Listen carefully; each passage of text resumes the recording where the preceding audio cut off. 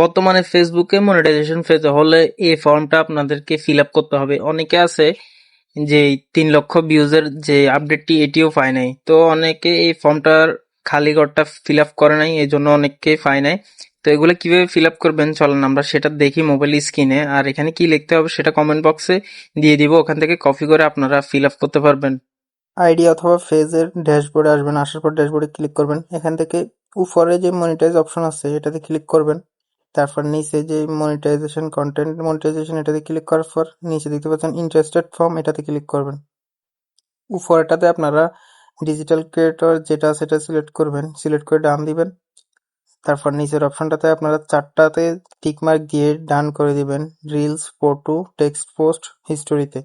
তারপর হচ্ছে যে কি এই ফর্মটা এখানে লেখা সেটা দিয়ে আপনারা সাবমিটে ক্লিক করে দিবেন। এটা কমেন্ট বক্সে দেওয়া থাকবে, এখান থেকে কপি করে এখানে বসে দিবেন। তো আপনাদের ফর্মটি সাবমিট কমপ্লিট।